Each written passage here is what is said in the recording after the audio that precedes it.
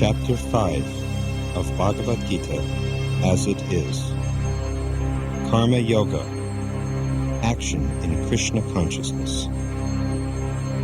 Lord Krishna teaches Arjuna how, by outwardly performing all actions, but inwardly renouncing their fruits, the wise man, purified by the fire of transcendental knowledge, can attain peace, detachment, forbearance, spiritual vision, and bliss. Sannyasam karmanam Krishna punaha yogam cha shansasi yat shreyaha etyo ekam tat me buhi sunishchitam. Arjuna said, O Krishna, first of all you ask me to renounce work, and then again you recommend work with devotion. Now will you kindly tell me definitely which of the two is more beneficial? Sannyas karma yoga cha nishreyas karo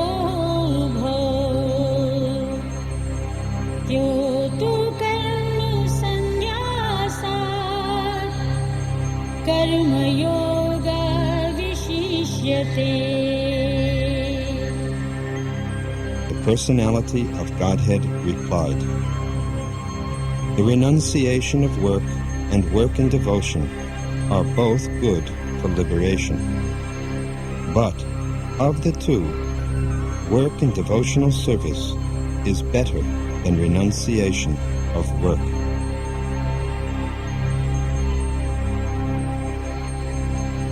Gyeyah saha nitya sannyasi na dveshti na kankshati nirdvandaha hi mahabaho sukham bandhat pramutyate. One who neither hates nor desires the fruits of his activities is known to be always renounced. Such a person, free from all dualities, easily overcomes material bondage and is completely liberated, O mighty armed Arjuna. Sankhya yoga prithak bala pravadanti na pandita ekam api asthita samayak ubhayo ya vindate phalam. Only the ignorant speak of devotional service, karma yoga, as being different from the analytical study of the material world, Sankhya. Those who are actually learned say that he who applies himself well to one of these paths achieves the results of both. Yat sankhyeha prapyate sthanam tat yogepi gamyate ekam sankhyam cha yogam cha yah pashyati sa pashyati.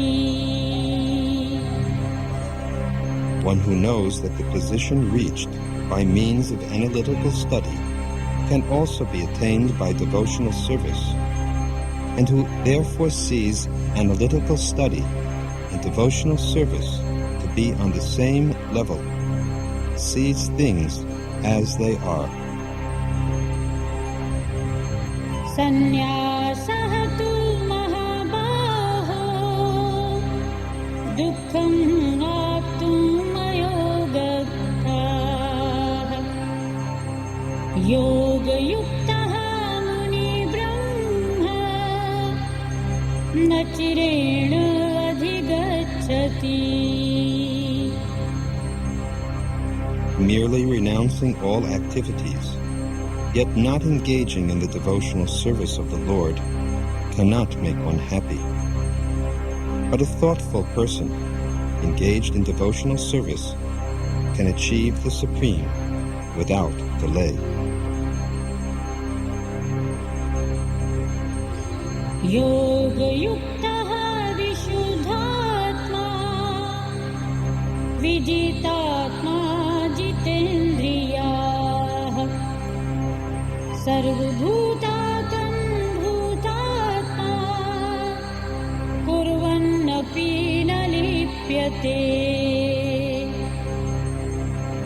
One who works in devotion, who is a pure soul, and who controls his mind and senses, is dear to everyone, and everyone is dear to him. Though always working, such a man is never entangled. नाएव किंचित् करोमीति युक्तः मन्यते तद्भवेत्. पश्यन् शृण्वन् स्पर्शन् जिघ्रन् अश्नन् गच्छन् स्वपन् श्वसन् प्रलपन् विसृजन् गृह्णन् उन्मिषन् निमिषन् अपि इन्द्रियाणि इन्द्रियार्थेषु वर्तन्ते इति धारयन्.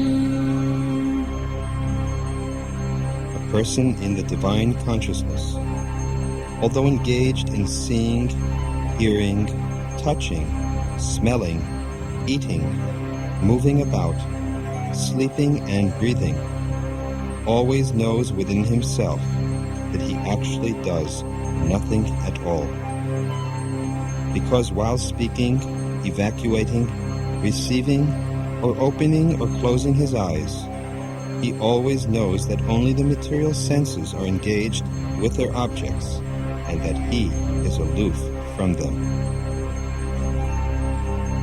ब्रह्मणि आधाय कर्माणि संगं त्यक्त्वा करोति यः लिप्यते न स पापेन पद्मपत्रम् इव अम्भसा.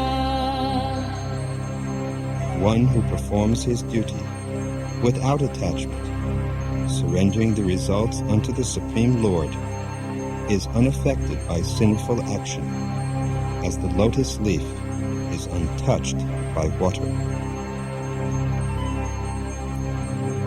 कायेन मनसा बुद्ध्या केवलैर्इन्द्रियैरपि योगिनः कर्म कुर्वन्ति सङ्गं त्यक्त्वा तं शुध्ये. The yogis, abandoning attachment, act with body, mind, intelligence, and even with the senses, only for the purpose of purification. युक्तः कर्म फलं त्यक्त्वा शान्तिम् आप्नोति नैष्ठिकीम्. अयुक्तः कामकारेण फले सक्तः निबध्यते. A steadily devoted soul attains unadulterated peace because he offers the results of all activities to me. Whereas a person who is not in union with the divine, who is greedy for the fruits of his labor, becomes entangled. सर्वकर्माणि मनसा सन्न्यस्य आस्ते सुखं वशी. नवद्वारे पुरे देहि न एव कुर्वन्न कारयन्. When the embodied living being controls his nature, and mentally renounces all actions, he resides happily in the city of 9 gates, the material body, neither working nor causing work to be done. Na kartrutvam na karmani lokasya sajati prabhu na karma phal sanyogam swabhavahatu pravartate. The embodied spirit, master of the city of his body, does not create activities, nor does he induce people to act, nor does he create the fruits of action. All this is enacted by the modes of material nature.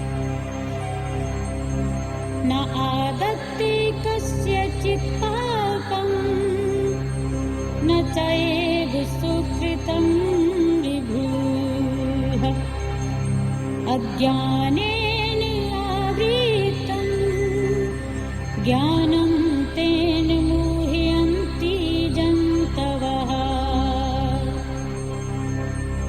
Nor does the Supreme Lord assume anyone's sinful or pious activities. Embodied beings, however, are bewildered because of the ignorance which covers their real knowledge. Jnane tu tat ajnanam yesham nastim atmanah tesham adityeva jnanam prakashyati tatparam. When, however, one is enlightened with the knowledge by which nescience is destroyed, then his knowledge reveals everything, as the sun lights up everything in the daytime. Tad buddhyaha tadatmanah tannishthaha tatparayanah gacchanti apnuravrittim jnana nirdhut kalmashah. When one's intelligence, mind, faith, and refuge are all fixed in the Supreme, then one becomes fully cleansed of misgivings through complete knowledge and thus proceeds straight on the path of liberation. Vidya vinya sampanne brahmane gavihastini shuni chahe vishwapake cha panditaha samdarshinah. The humble sages, by virtue of true knowledge, see with equal vision a learned and gentle brahmana, a cow, an elephant, a dog, and a dog-eater.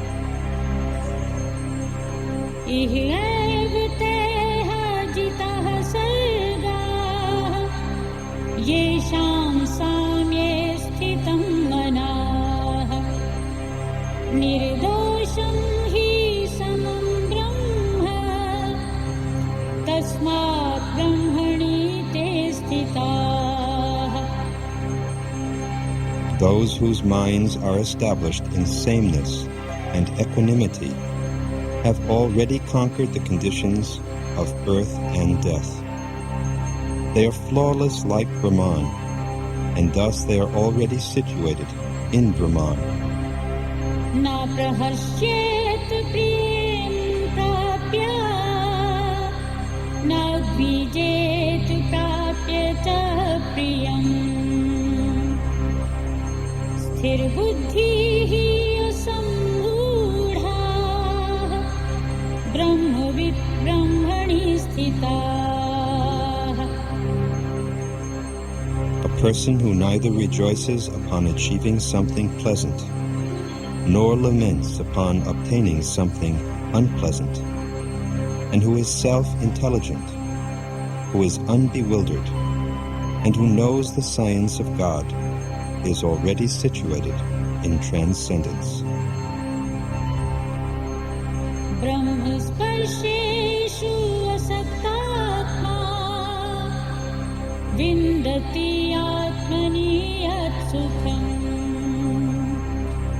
सः ब्रह्मयोगयुक्तात्मा सुखं लक्ष्यम् अश्नुते.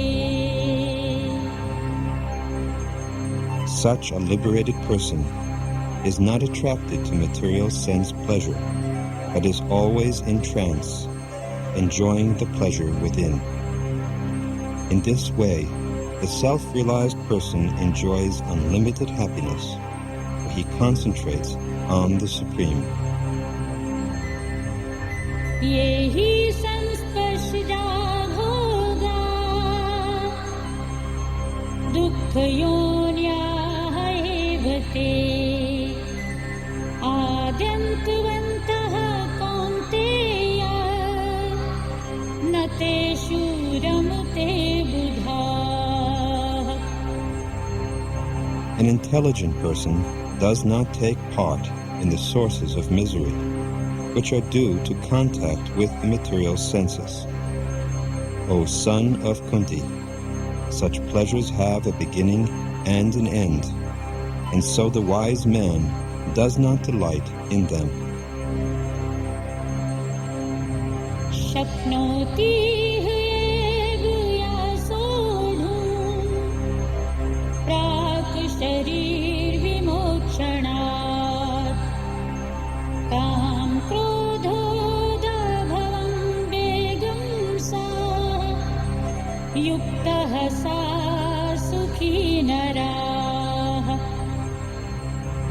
Before giving up this present body, if one is able to tolerate the urges of the material senses and check the force of desire and anger, he is well situated and is happy in this world. Ya ant sukha antararam tathantar jyoti vyaha sayogi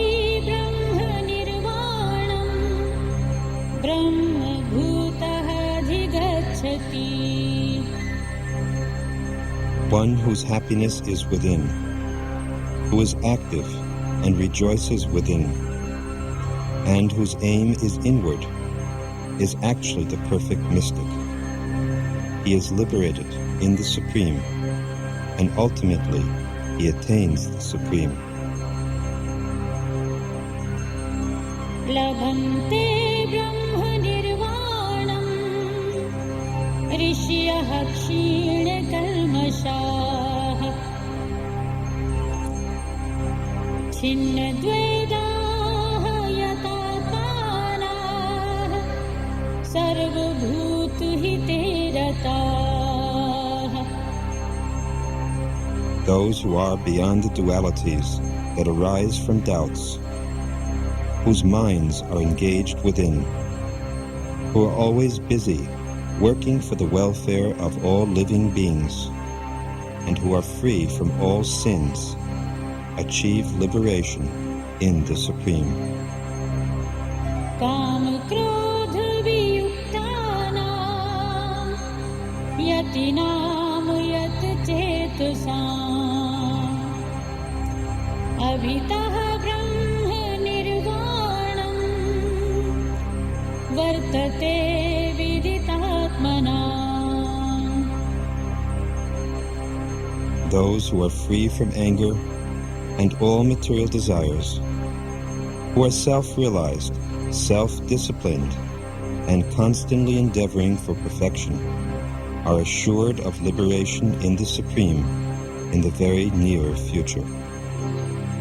Sparshan kritva bahivahyan chakshu chaevam tare bhruvoh pranapana samo kritva nasa bhayantar charina.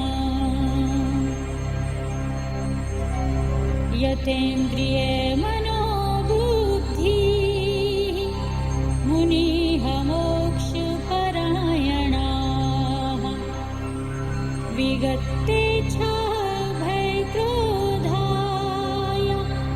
सदा मुक्तः एव सः. Shutting out all external sense objects, keeping the eyes and vision concentrated between the two eyebrows, suspending the inward and outward breaths within the nostrils, and thus controlling the mind, senses, and intelligence. The transcendentalist aiming at liberation becomes free from desire, fear, and anger. One who is always in this state is certainly liberated. भोक्तारं यज्ञतपसां सर्वलोकं महेश्वरम् सुहृद्यं सर्वभूतानां ज्ञात्वा मां शान्तिं रक्षति. A person in full consciousness of me, knowing me to be the ultimate beneficiary of all sacrifices and austerities, the Supreme Lord of all planets and demigods, and the benefactor and well-wisher of all living entities, attains peace from the pangs of material miseries. Thus ends Chapter 5 of Bhagavad Gita as it is.